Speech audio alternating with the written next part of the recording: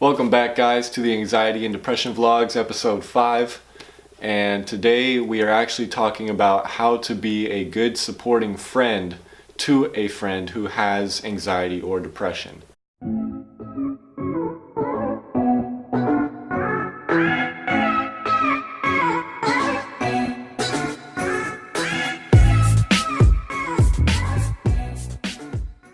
So the first tip I would give would be to not bring it up in front of them unless they bring it up, because it's a really sensitive subject and you don't want to make them feel uncomfortable.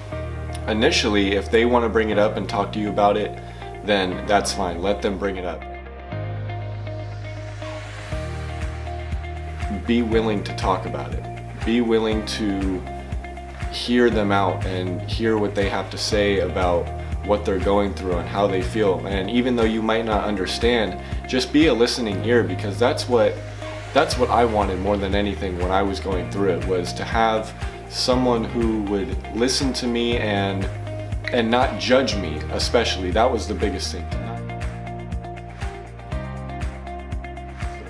To not judge me for my problems, but rather to accept me and realize, hey, you know what, you're going through a really hard time, but I support you through this, and let me know if you need any help with anything.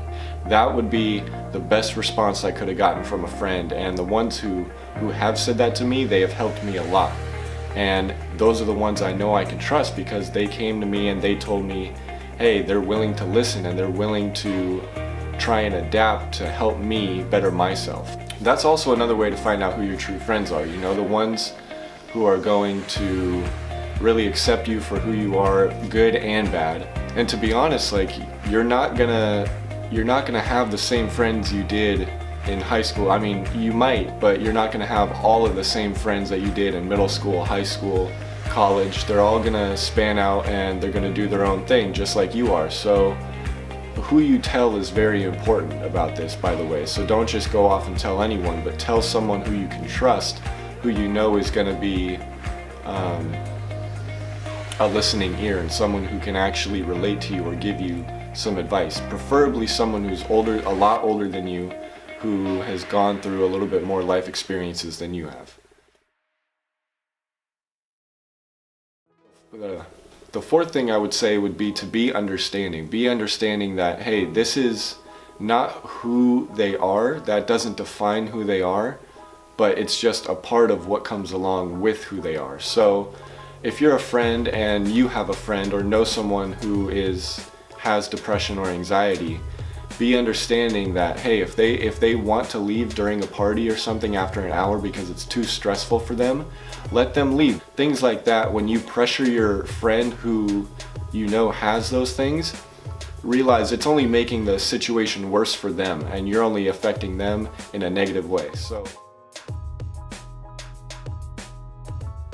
And the last thing I would tell my friends is that, coming from the person with anxiety and depression, I would tell them that just because I tell you a lot that I don't want to hang out or I'm busy, I can't do this, it's not because I don't really want to. I do want to, but there are some days that are just harder than others. I can't really describe that. I can't get out of bed and do anything that day, and I would love my friends to be understanding of that and to be like, you know what, okay, well, let me know if there's anything you need. And that would be the best thing a supporting friend could have said, because knowing that someone is there for you if you ever need, which you will, then I think that's the most important part. So finding your support system of friends who you can trust, and talk to them and show them this video. If you are someone with depression, show them this video